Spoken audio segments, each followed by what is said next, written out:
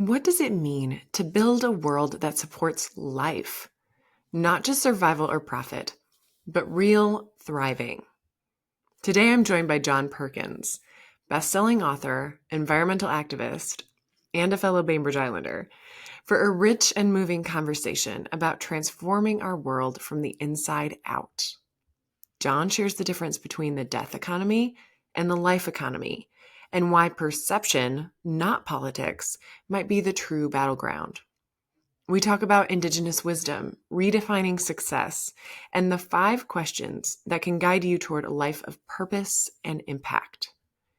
This episode is full of practical insight and soulful wisdom to help you align your life with the world you want to see. If you're ready for a paradigm shift, this one is for you. I'm your host, Katherine Jelinek, and this is the Expanders Podcast, presented by The Skinny Platform, the place for entrepreneurs with something to share and who want to be heard. Hello, everyone. Today, I am so excited to get to be here with John Perkins. John is another Bainbridge Islander, but more than that, he lives here on the same island as me, but he's a best-selling author and environmental activist, and his books on economics, geopolitics, and Indigenous cultures have sold millions of copies in more than 35 languages and have spent more than 70 weeks on the New York Times bestseller list. In addition to that, John has lectured at the UN, the World Bank, done TED Talks, spoken at Indigenous gatherings, and at Harvard, Oxford, and many other universities and venues around the world. So welcome, John. Thank you for being here on the Expanders Podcast. It's my pleasure, Catherine. We probably ought to be sitting next to you. Right, since we're in the just same. on the road, but but yeah, this is good. I'm really glad to be talking to you again. Likewise.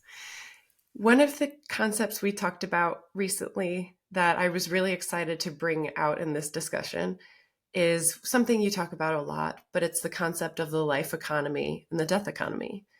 Can you tease that up for us and explain what each of those are? Yeah, so I think it's fair to say that the death economy is what we have today, and what as an economic hitman I was promoting. And that's an economic system that's based on maximizing materialism on a personal level, on a global level, and for corporations maximizing short-term profits, regardless of the social and environmental costs.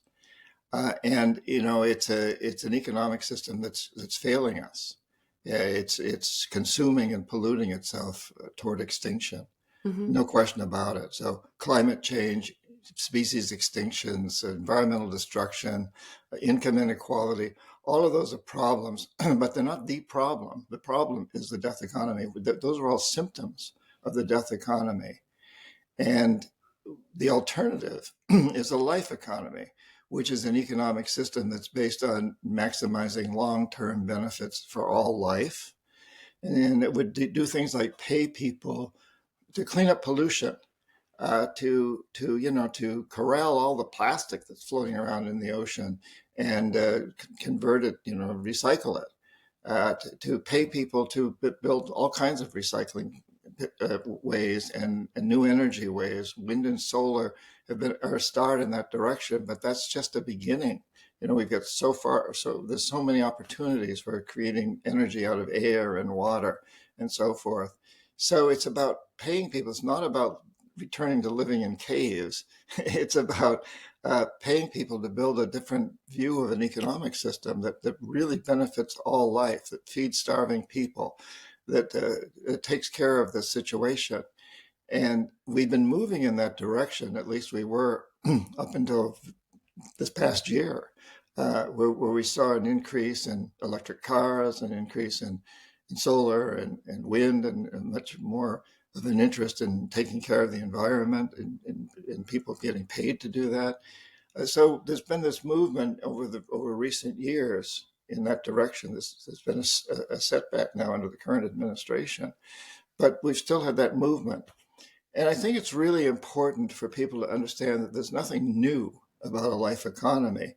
If you look at the 200,000 plus years that we've seen ourselves as human beings on this planet, most of that time we've lived in life economies. I spend a lot of time with indigenous people in the Amazon and other places. They have life economies. The life economy is a natural way of being. And it's about the long term. It's about sustainability. It's about cyclical economies. It's only been within the blink of an eye historically that we've moved toward this death economy. And the blink of the eye goes back a couple of thousand years.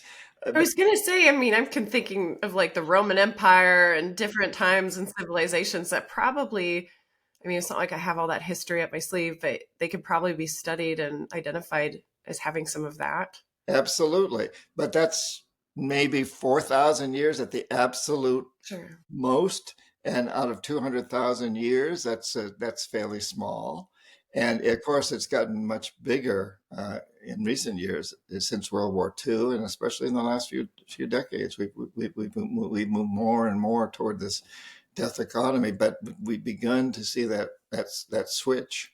And I think you could say it philosophically, it started in the 60s, with the hippie movement and the environmental movement and social and racial movements. Um, and then it's had some setbacks and it's been moving forward. But I think, Catherine, the most important thing to recognize is that it's all based on perception. The I, perception, yeah. yeah, the perception of what it means to be successful. You know, the death economy defines success as being maximizing materialism, maximizing short-term profits. The life economy says, well, we have to recognize that we are a part of nature, not apart from nature. Hmm. Perceptions are what create reality. I was going to dig into that because part of me realizes we all are just born here and raised in an environment and in a system where we're kind of nurtured and we see and are fed this story of success being one way, like this push to grow, achieve, produce, and like you said, in nature you get the full circle, and it's not all full expansion. It's also contraction, shedding, death, a seed, a bloom, growth. So there's like the embracing of all of that in nature and all around us. And unfortunately, especially with the Western mindset culture, it's tender to even turn away from that drive that we get planted in us, almost, of you have to prove yourself, and it looks like this, like this maximizing thing, doing it all at once. Like, speak to that. There's like it feels like to me, for this to really happen, it takes root in a very sacred and internal place first, almost, or else it's not really real. Yeah, I think there is a spiritual aspect of it, but I do believe that human beings typically tend to be competitive, uh, Yeah. aggressive in a way, a drive to be successful. And I think so if we can reinterpret what that means, so that the Times Person of the Year, for example, and the cover of Fortune magazine are no longer the people that are maximizing short-term gain, short-term profits, short-term materialism, but are the people that are really exploring ways to create the life economy. You start to then turn things around. What is success? If you take a narcissist, for example, they're not usually about making money. That's just they're about being successful. And right now we define success as making money. So that's what they want to do. But if we define success, if we give it a new perception that we honor, that we all want to be like the people that are making life better for all things on this earth, uh, then we start to move in a very different direction. So Mm-hmm. it's about perception. And we talk about growth. Well, we need growth. If you're starving in Africa or in many of the cities in the United States, or malnourished, you want growth in your availability to get nourishing food, nutritious food. Uh, and we need growth in things that clean up the environment. We need growth in recycling activities. So it's not about ending growth. It's about re-envisioning growth. It's about redefining what growth means. It's not about growing all this crap that we consume. It's about growing things that will make life better. And again, indigenous people and all of our ancestors throughout history have had growth, but it's not destructive growth. It's self-perpetuating. Mm.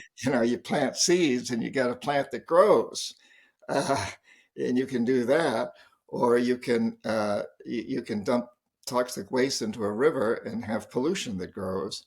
Uh, those are two aspects of growth, and they're completely contrary to each other. Mhm. It's true. Can you shed a little light into Indigenous cultures and the lessons you've learned from them on how to live? Like what and we talked about this briefly when we met up, but you were sharing a little bit about how they've even spoken to some of us when they've come over here and, been like, "Oh, you're all doing this wrong." Yeah. Love to hear some of that. Well, I go back a long time. I was a Peace Corps volunteer deep in the Amazon for 3 years, beginning in 1968, and with the Shuar people, these are hunters and gatherers at that time, and I still go back every year. I just came from the Amazon about a month ago with the Achua people, deep, deep in the Amazon, and they are a life economy.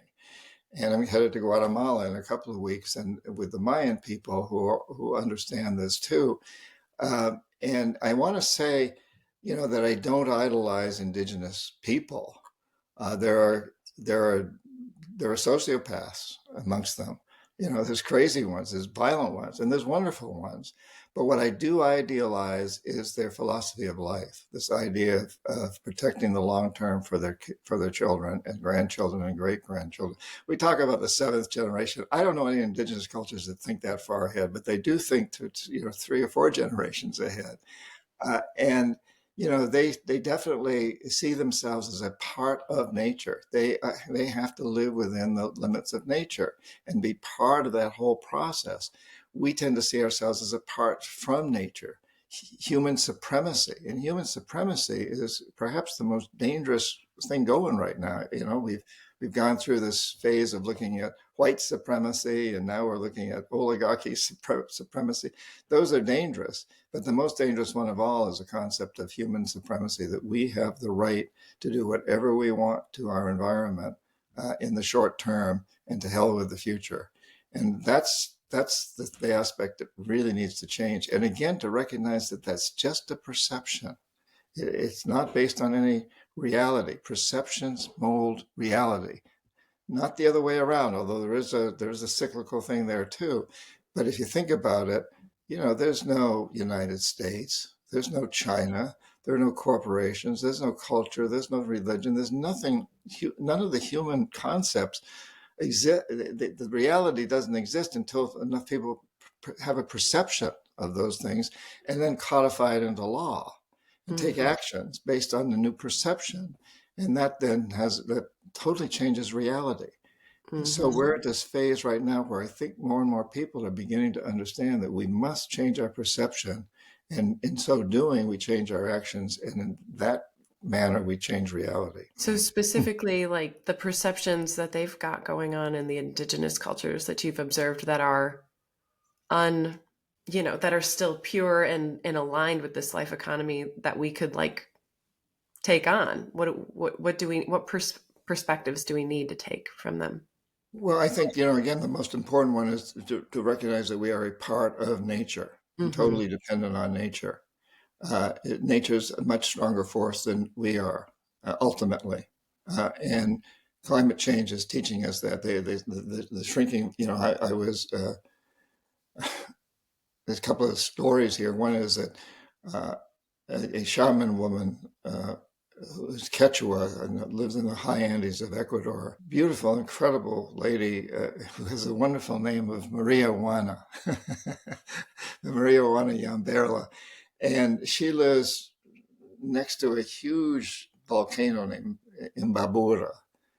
And the volcanoes, the mountains are considered to be apus, which are spirits. And Hmm. living entities. And I was with a group of people. I take these groups, and I'm the translator usually. And she was asked, "So, how do we save Mother Earth?" And she laughed. She said, Mother Earth isn't in danger. We humans are, and a lot of other species, and recognize that we're just like a bunch of fleas. And Living that on the surface. yeah, and if we get to be too much of a nuisance, she'll just shake us all off. And she said, she's twitching now. Imbabura, she said 20 years ago, there was a big ice cap on top of Imbabura. It's Mhm. no longer there. Pachamama, Mother Earth, is twitching. She's sending us a message. And isn't it wonderful, she said, to be alive right now where we can listen to those messages and change. I think that's a very telling story, and it reflects a lot of the way many Indigenous people around the world are thinking. Hmm. I love that. Isn't it wonderful? Yes, isn't it wonderful to be alive right now? And I agree.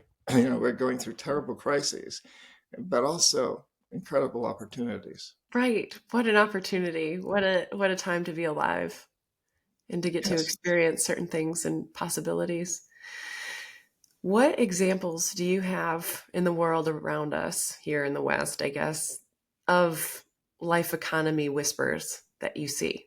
Like, are there companies, movements, things that you've identified and been like, oh, look at there it is, you know? Well, I take great uh, solace, hope in that I have I'm blessed with an opportunity to speak in many parts of the world, either in person. I was recently in Qatar in the Middle East, and I go to South America frequently every year. And I was in Europe last year and traveling around and speaking at places. And everywhere I go, I find that people everywhere are thinking along these lines. Mm, I taught an MBA program in China. The Chinese are very, very aware of the young people that they've grown up with horrible pollution. They want to change that. They do not want to live with that. And people around the world are really getting it. At the same time, the status quo is pushing back. And that's historical. So we've had a lot of, let's call them revolutions. And they don't necessarily have to be violent revolutions, but revolutions like the Enlightenment Revolution or, others as well as physical revolutions. Throughout history, it always has been pushback because the status quo doesn't want to change.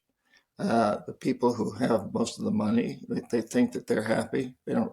Most of them don't aren't happy. A lot of them aren't happy, but they're successful in the terms that by which they define success. And when there's pushback, when there's pushback from the status quo, it's really important to take energy from that. I've been a martial artist most of my life, and I kind. yeah. And I know that if I'm up against a guy who's much stronger, bigger, stronger than I am, I can't overpower him. I shouldn't try to overpower him. I got to use his energy against him. I've got to, Mm-hmm. got to use strategy. So good revolutionaries always see it that way. So they welcome the pushback. We're getting this pushback now. We need to take energy from it and realize that when they're pushing back, the harder they push back, the more they realize they're desperate. Uh, and and so we take energy from that. We're heartened by that, and we use that energy to turn things around. So I think, and I'm seeing people around the world who are understanding that and are redefining and working toward redefining things. There's a That's great huge, wisdom. yeah, and there's a huge shakeup going on all over the world right now, and Mm-hmm. we need to be shaken. Absolutely. Real quick, what martial art were you in? I'm so curious. Well, I have my degrees in Taekwondo, Wow, but, cool. I had two teachers, a father and then a son, for many, many, many years who are Korean, and they were insistent that we also learn Aikido and Hapkido and Jujitsu, and Cool. I practiced all of those to a certain degree, but the main one Wow. was Taekwondo. That's And I so love to spar. I Me don't say too. I don't My say family has started Brazilian Jiu Jitsu the past few oh, years. We have our two kids in it as well, my husband and I. And it's not like we can, we do our best to just maintain. But it's definitely a study. it's You learn great. more than just the art of it. Yeah, And what you said it's about resistance is true. And another thing that I learned from it that I found it very eye-opening is when you're under attack, the safest place obviously is to run, but then not to stand within arm's length. It's getting close, Yeah. like head under their head, like closer, you can't get attacked as easily. And it was just like, oh, wow, the counterintuitive nature. And what you said about almost the physics of it too, when they're pushing, when they transfer their weight onto you, that's when you can shift. Yeah. Well, Taekwondo, as you may know, first of all, I just I want to don't say, know as much about that. I No. think the Brazilian form is marvelous because it reflects Brazilians who dance, who like to dance. It's a dance that's combined with martial arts. But in Taekwondo, which literally translates as the art of hand and foot fighting, uh, you traditionally you use a lot of kicks. There's a lot of kicking in Taekwondo, and I was often the oldest black belt in the class, and I'd be up against, I'd be like, 60 years old and up against an 18-year-old black belt who would have a powerful kick. And if going back to what you said, I learned that the best defense was to get in really close, because if somebody kicks you when they're close, they got no power behind it. And so I used my hands a lot, and that's part of Taekwondo. But typically, younger guys want to use their kicks because they're so powerful. If you get a guy with a good back kick or a spinning heel kick or something, that's the end of the fight. But if you move in close enough, they're not going to be able to do that. And then you can wear them down with hands. And the other thing to learn is, you move in little circles and keep them moving in big circles. Wear them down. And that's Wearing them down, yes. yeah, and that's so important as a concept for what we do as revolutionaries in this consciousness revolution that we're going through now. That the status quo pushing back, we've got to wear them down, and let them see that the death economy isn't working, and they can keep trying to promote it all they want, but we'll just stick in there and keep fighting for our life economy. And then what about that even those who are pushing against, who maybe have been more infested with the death economy paradigm, I don't mean to sound Pollyanna, but I'm one of those people who thinks there's good in everybody, and that we're all kind of born and unfortunately been fed a lot of different things and are products of the environments and the experiences we've had and all of that. And how can we be the people who use that force to almost invite them with us on accident? Like thinking about even, there's the battles, but then in the end of like Star Wars, like Darth Vader comes to the good side, Yeah. Well, I think just we keep at it, but we also do recognize that some people are never going to come around, and that's okay. I think Thomas Jefferson estimated, and historians have kind of confirmed this, that at the time of the Revolution, a few years before the Revolution, almost everybody was in favor of England. There were few radicals, but people were afraid. They didn't think, how do you defeat the most powerful, largest, most well-funded army in the world with a bunch of farmers and hunters and fishermen? You can't do it. It's impossible. Yeah. We can't go up against them. By the time that they became convinced, and that's another story which I'd like to add, but by the time they became convinced and actually took on the British in 1775, still there were like 30% of the people who were considered to be Tories, who were pro England, and 30% of the people who didn't know what they wanted, and then 30% of the people that were pro revolution. Mm. And I think that's very telling. And Jefferson wrote about that, and others, historians, have confirmed that, that's probably kind of where we're at in the world today, and that it doesn't, not everybody has to be convinced. Uh, so we just, and you change that perception, and as you move forward, as the revolution moved more and more forward, and those that were that were Tories, some of them left. They went to Canada, which became part of England, or they went to whatever. But many of them came around because they changed their perception. They saw how egregious were the actions of the British. They saw that, in fact, the British could be defeated. And so they came around. And so as you move forward, you bring more and more of those people around. It's one of the reasons, Catherine, that I like to think of myself, and I like to think of my writings as apolitical. I've never supported a Right. particular party or candidate.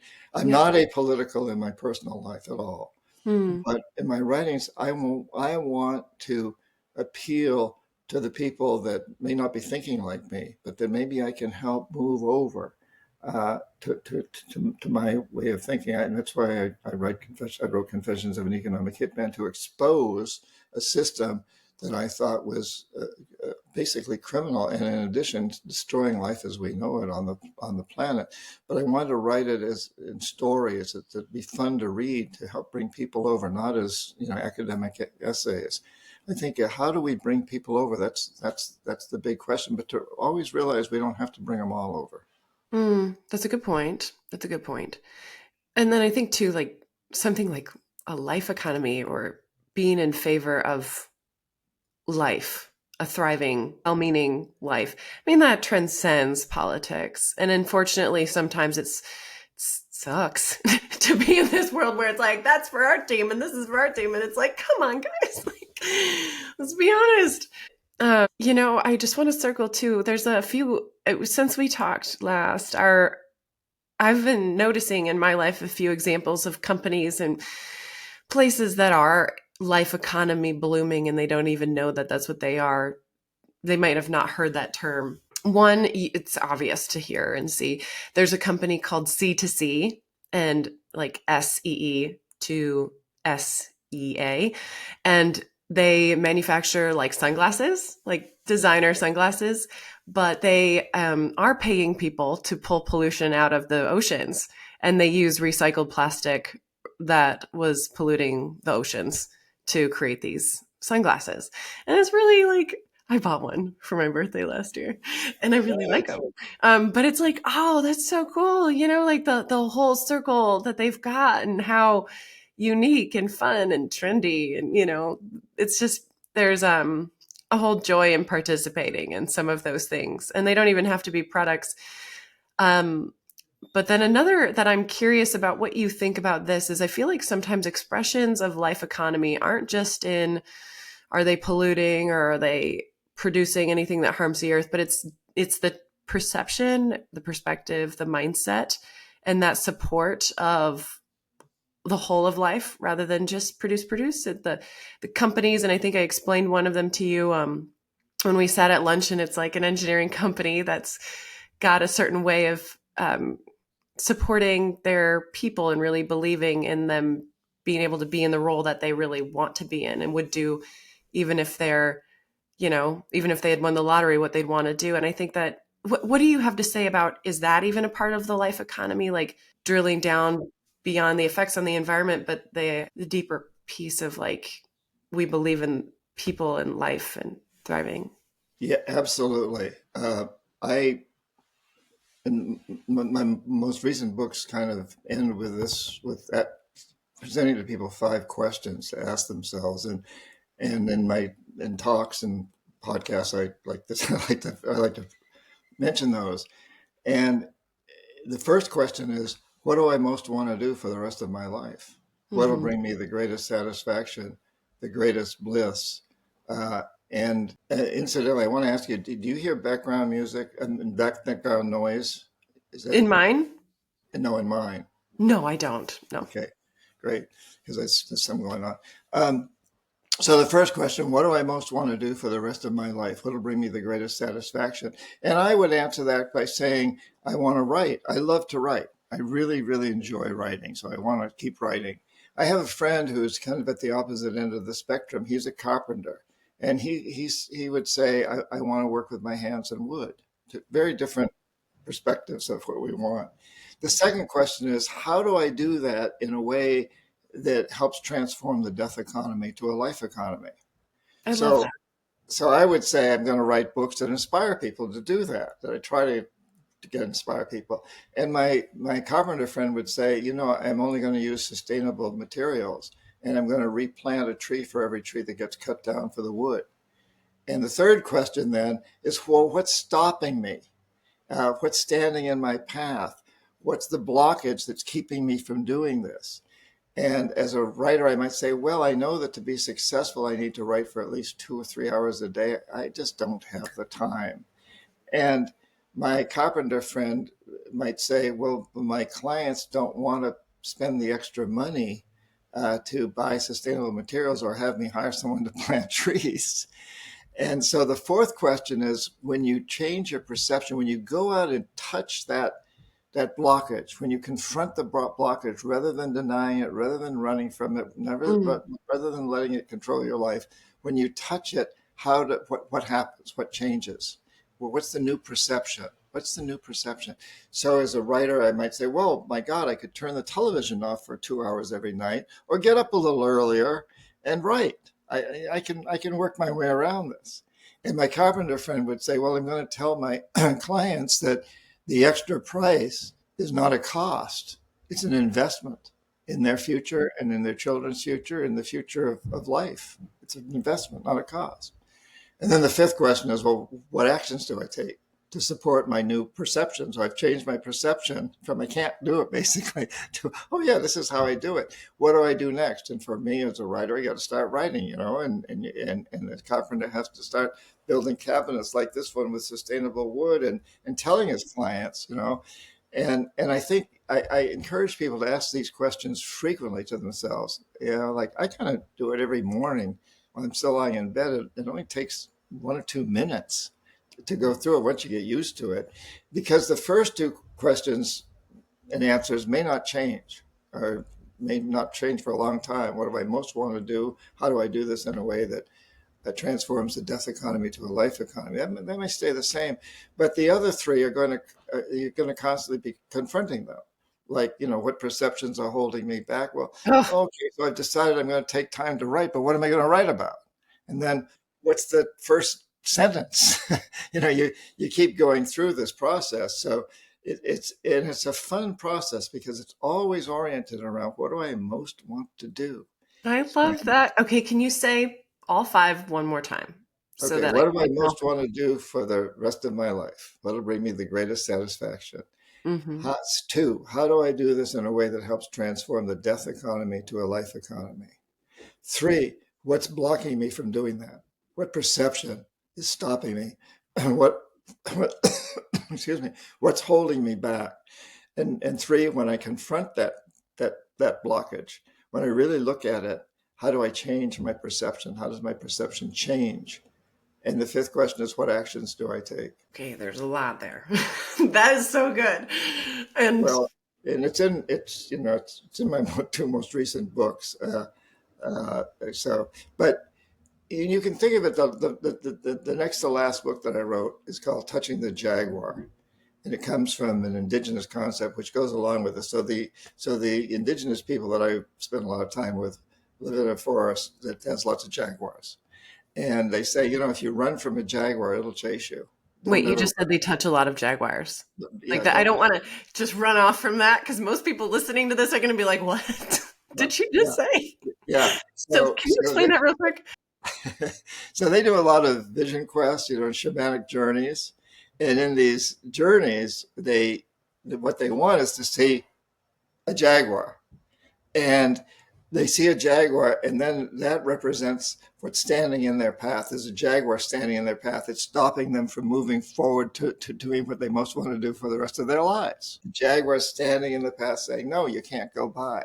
And so in the vision, you wouldn't really want to touch a jaguar if it's on the path in front of you, and it would run off and hide in the woods anyway. But in the vision quest, in the shamanic journey, you touch the jaguar, and when you touch the jaguar, it gives you a new perception. It turns around and gives you a new perception. If you run from it instead and keep being stuck in this jaguar standing, it'll chase you. It'll keep following you. You'll be haunted by the fact you're not doing what you most want to do for the rest of your life. You may be incredibly successful in making money. if you're doing what you don't really want to do. I lived that life for 10 years as an economic hitman. I was not enjoying life. I was making a lot of money though. And then I realized that that's not my success. So, so you can use that image of, the jaguar standing in the path in front of you, and you gotta confront it. You gotta confront that's what's holding you back. A parent that tells you you're not smart enough, or a teacher who tells you, you're the wrong gender, or you're too short, or you're too tall, or a priest, or all these messages that we get, and all these thoughts in our And head they that keep us stick, from doing what we unfortunately. want to do. Yeah, I can't make enough money at what I really want to do, and that's absolute BS. I think if you once you commit to doing what you most want to do, and you do it with integrity for making the world a better place, you're going to get the support you need. It's been my total experience throughout life with so many people that's what's happened. That's what happens once you totally commit. You may go through a couple of rough years, but make it through those, and you're going to be successful at what You you need to most. touch a few jaguars on the way You may, yes, you probably do. and remove a few blockages. But I love what you said in that fourth question. That's probably one of the most, at least for me, it's like very impactful and insightful because, and it's not like you're what you say and what I'm hearing when you say it is that we don't have to solve it. We just have to touch it and look at it, see Yeah. it, get there, stand next to it, not run from it, but don't solve it. Not at least from that mindset. That's what I'm hearing. Yeah, and have fun doing it. Touching the I jaguar, the nasty yeah, thing well, inside that keeps us from doing the thing we want. yeah.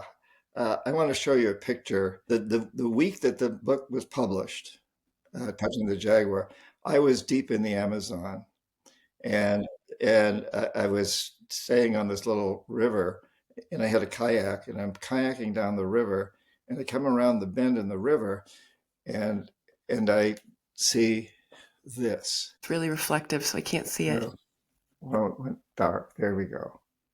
Oh, it's swimming. It's a jaguar. It's a full-grown adult jaguar.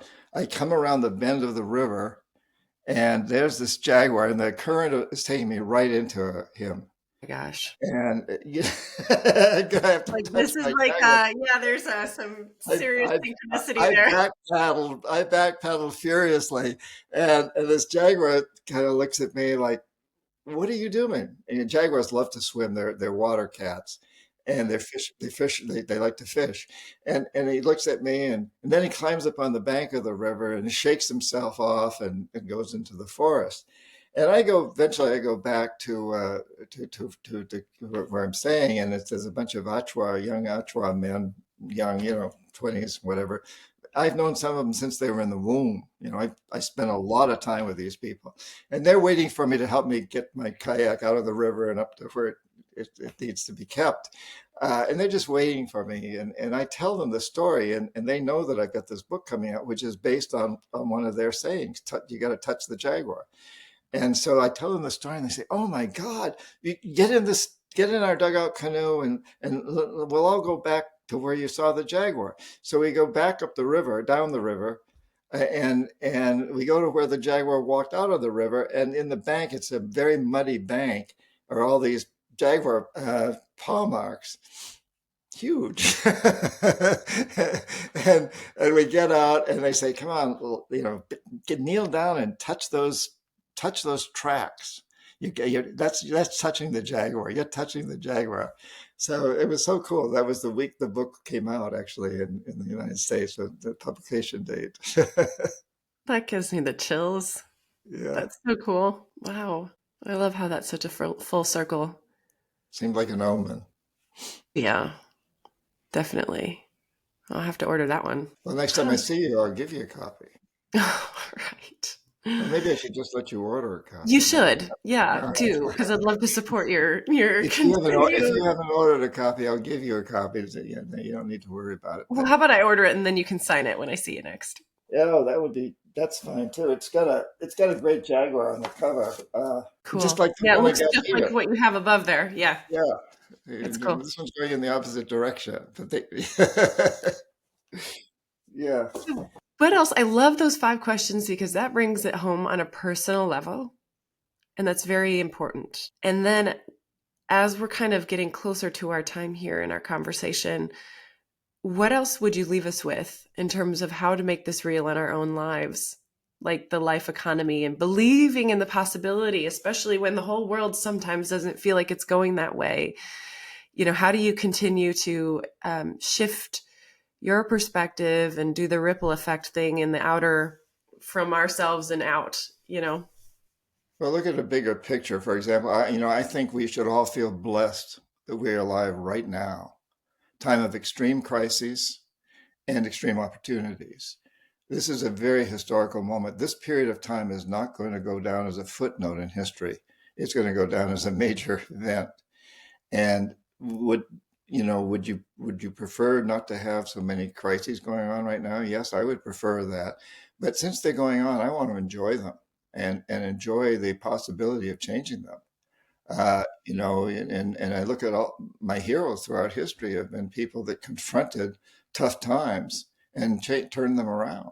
And I think probably everybody, I'd ask everybody, look at who are your heroes? Mother Teresa, Martin Luther King Jr., George Washington. Well, and those are people we see as successful, but are probably examples of the life economy, not death economy. Right. Success. Right. And all of those people have faced big crises and overcome them. So, I think we should feel blessed to be alive now and enjoy turning things around. I was hanging out with some people a couple of days ago that are very depressed about what's going on in the United States right now. Well, you'd have to be crazy not to be concerned, deeply, deeply concerned and worried. I'm deeply concerned and deeply worried. But I also think it's an amazing, if the United States has to go through what it's going through, and it is going through it, there's just no question. I'm glad to be part of it. I would like to get this taken care of before my grandson, who's 17, gets much older. I don't want to leave this to him. I want to be part of it. Right. And you got to enjoy it, so that's why you do what you most enjoy to run around. I write, I'm not going to run for politics or and there were times during the Vietnam War when I was out on the streets being run down by policemen on horses, and I'm not going to do that. I'm not going to do that anymore, but I'm going to participate in the way that I am most effective at, I think, and most enjoy, which for me is writing. Well, that makes sense and is important to underscore that in order to actually perpetuate the life economy shift, we've got to be like loving our lives. Exactly. Like having life at the center again. Yeah. Letting it move out. Yeah. That's beautiful. And I have to just appreciate the throwdown of doing what you love. And are you doing what you love? And doing it in a way that creates what you could call an ecological civilization. That's turning a death economy to that creates a better world. Mm-hmm. Yeah. Mm-hmm. Well, considering the further impacts of how we create and what we're creating. Yeah. But yes, starting by coming from joy. Very key. Yeah. Thank you so much for your time, John, and for leaving us with so many important questions. I've so enjoyed it, Catherine. Keep up your great work. This is so important what you're doing, getting these messages out there. That's it. I can see that's your God, I love it. Give me a good paradigm shifting concept any day and I'm lit up. Good. Yeah, you're doing what you most enjoy, and you're doing it in a way that's helping transform the death economy to a life economy. All right. There's more smiles all around. Cool. Thank you so much, John. Thank you for listening to this episode of the Expanders Podcast, presented by The Skinny Platform. You can catch more episodes and be notified of newly released episodes by following us on Spotify, Apple Podcasts, or subscribing on YouTube. For more information on the Expanders Podcast and The Skinny Platform, visit our website, www.theskinnyplatform.com.